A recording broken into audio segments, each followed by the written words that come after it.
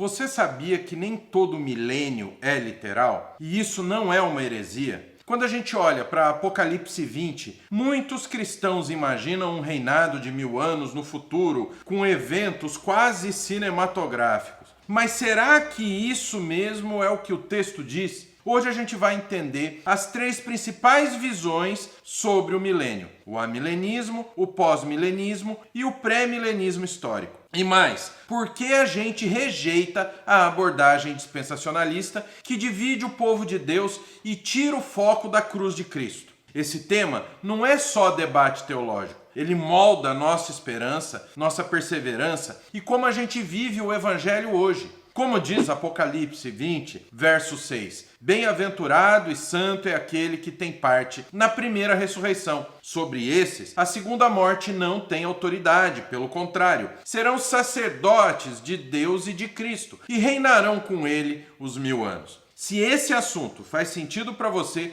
inscreva-se aqui no Nascido de Novo, ativa o sininho e curte o vídeo para que mais pessoas sejam edificados pela palavra de Deus. Então vamos lá. Primeira parte, o que é o milênio em Apocalipse 20? Vamos direto ao ponto. O que é mencionado em Apocalipse capítulo 20? Esse trecho das Escrituras tem gerado debates longos durante toda a história da igreja. Mas antes da gente tirar a conclusão, a gente precisa olhar com atenção para o texto. Em Apocalipse 20, o apóstolo João escreve que viu um anjo descendo do céu, segurando uma grande corrente para prender Satanás por 1000 anos. Durante esse tempo, ele é impedido de enganar as nações. João também relata que viu tronos e que aqueles que haviam sido mortos por causa do testemunho de Jesus estavam reinando com Cristo por 1000 anos. Essa é chamada de a primeira ressurreição. Agora a pergunta é: esse milênio deve ser entendido de forma literal ou de forma simbólica? A teologia, baseada na Escritura, baseada na interpretação pactual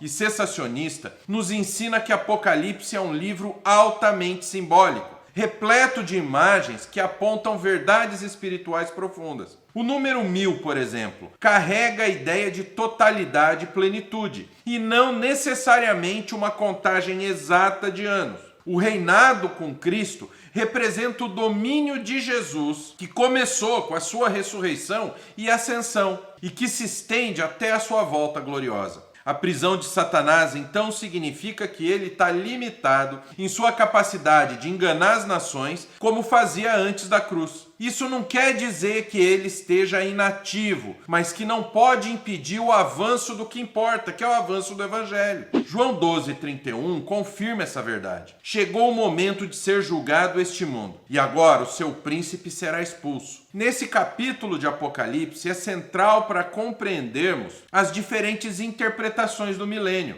E nós vamos ver isso nos próximos tópicos. Se você entendeu mais sobre o que o livro do Apocalipse está revelando, comenta aqui embaixo, revelação. E vamos juntos estudar com fidelidade o que Deus se revela na sua palavra. Tópico 2, amilenismo e pós-milenismo. Vamos entender agora 2 das visões mais influentes dentro da teologia sobre o milênio: o amilenismo e o pós-milenismo. Ambas rejeitam uma leitura literalista de Apocalipse 20 e compartilham uma convicção central: Cristo já está reinando e a sua vitória está em curso. Mas embora compartilhem fundamentos comuns, essas visões apresentam ênfases totalmente distintas. Vamos começar pelo amilenismo. A palavra amilenismo pode parecer que nega totalmente o milênio, mas na verdade ela afirma que o milênio, descrito em Apocalipse 20, é simbólico e já está acontecendo. Essa visão entende que o reinado de 1000 anos começou com a primeira vinda de Cristo, especialmente com a sua ressurreição e ascensão, e se estende até a sua segunda vinda. Nesse período, Satanás está preso de modo restritivo. O suficiente para quê? Para que o evangelho avance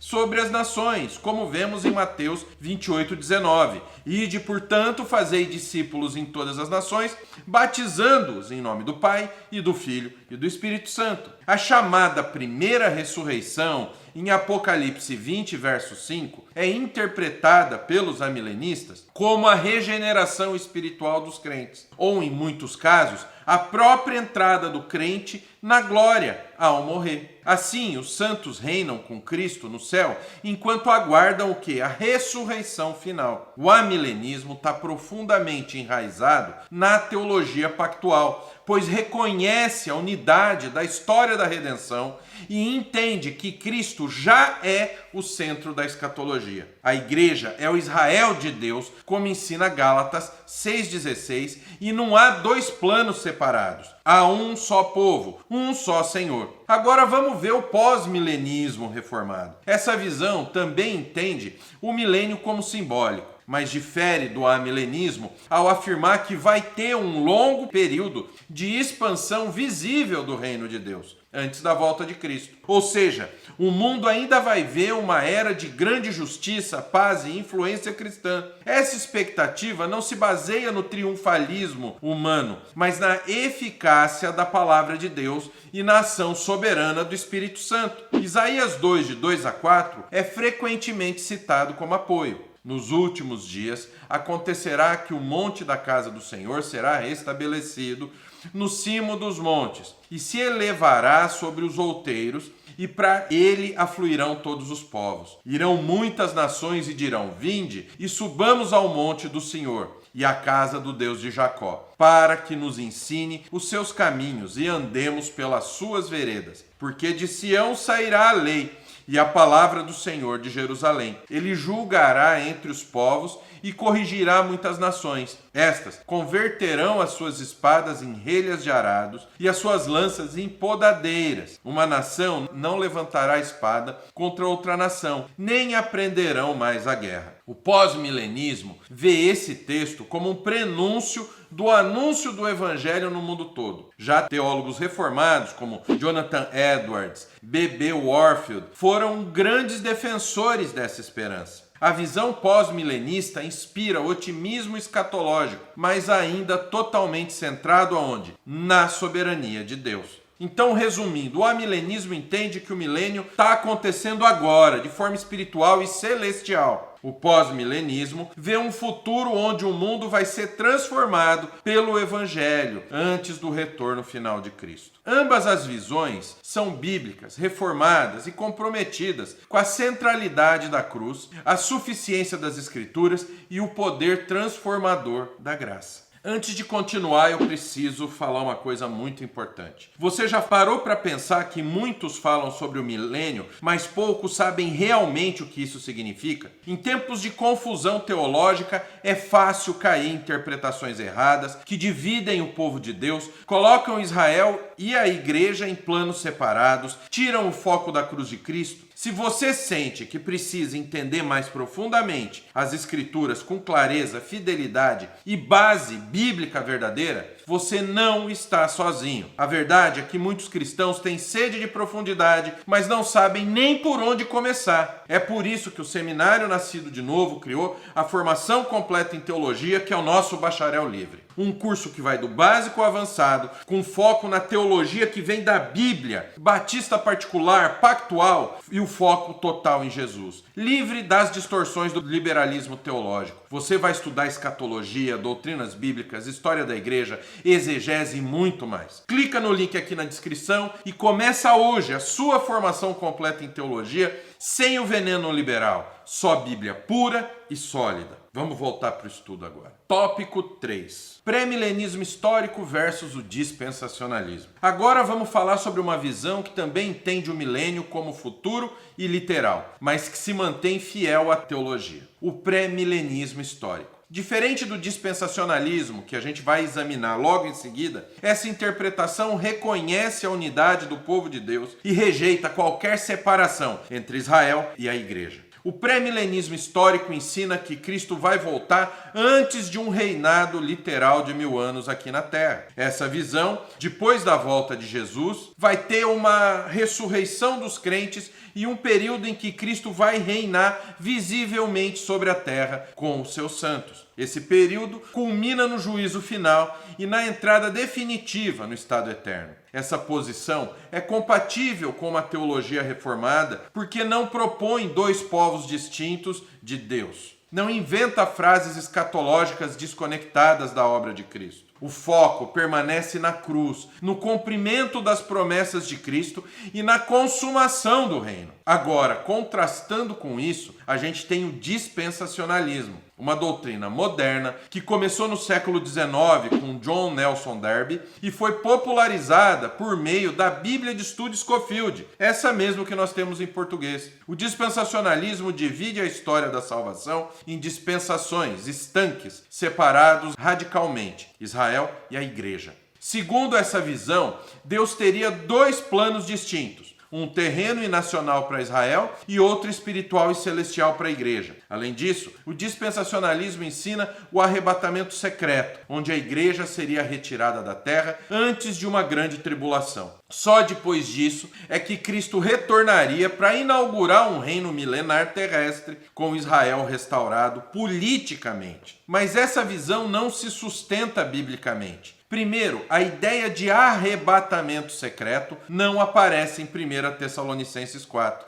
Ao contrário, o texto fala de um retorno público e visível de Cristo. Segundo Efésios 2, 14 e 16, deixa claro que Cristo derrubou a parede de separação entre judeus e gentios, fazendo dos dois um só povo. A maior falha do dispensacionalismo é tirar o foco da cruz e colocar no milênio. Isso inverte totalmente a lógica do evangelho. Em vez de a cruz ser o centro da história, ela se torna um parênteses no plano de Deus com Israel. Na teologia pactual, a gente entende que todas as promessas do Antigo Testamento se cumprem em Cristo. Ele é o verdadeiro descendente de Abraão, o rei prometido, o sumo sacerdote e o centro da nossa esperança. Por isso, a gente rejeita o dispensacionalismo. Ele não só distorce a escatologia, mas enfraquece a beleza da unidade do povo de Deus e a suficiência da cruz. Então comenta aqui embaixo a palavra peregrinos, pois um dia estaremos com Cristo no novo céu e na nova terra. Então somos peregrinos nessa terra aqui. E por que essa doutrina importa? Talvez você esteja se perguntando, ok, entendi, as visões sobre o milênio, mas isso realmente muda em que a minha vida cristã? A resposta é que muda muito. A forma como você entende a escatologia molda sua visão de mundo, molda sua esperança, molda sua perseverança diária. Não se trata só de saber o que vai acontecer no fim, trata-se de saber quem reina agora, para onde a gente está indo e como a gente deve viver, enquanto nós aguardamos o que? A volta de Cristo. A escatologia bíblica não é um luxo para estudioso, ela é uma bússola espiritual. Paulo escreveu em Tito 2, verso 13, que devemos o quê? Aguardando a bendita esperança e a manifestação da glória do nosso grande Deus e Salvador Cristo Jesus. Essa esperança viva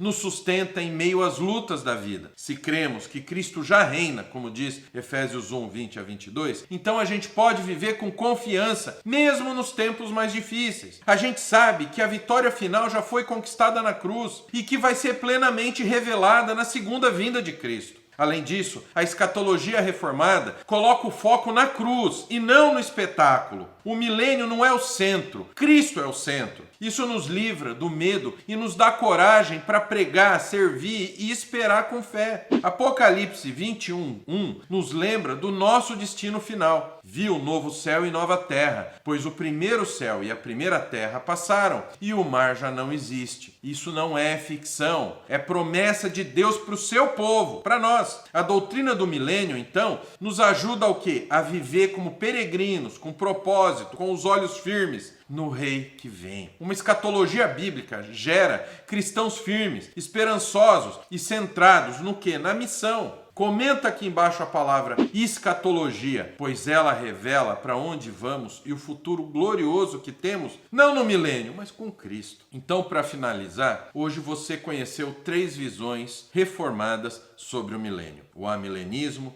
o pós-milenismo e o pré-milenismo histórico. Viu também por que a gente rejeita o dispensacionalismo e como uma escatologia bíblica centrada na cruz fortalece nossa fé e nos prepara para o retorno de Cristo. Afinal, escatologia não é curiosidade teológica, é direção para a caminhada cristã. Como diz Hebreus 10:37, porque ainda dentro de pouco tempo, aquele que vem virá e não tardará. Cristo reina, virá novamente e o nosso chamado é viver com o povo do reino, com os olhos na na eternidade. Se esse conteúdo edificou a sua vida, comenta aqui embaixo, curte esse vídeo e se inscreve no canal e ativa o sininho. Até o próximo vídeo. Amo muito sua vida. Até a próxima.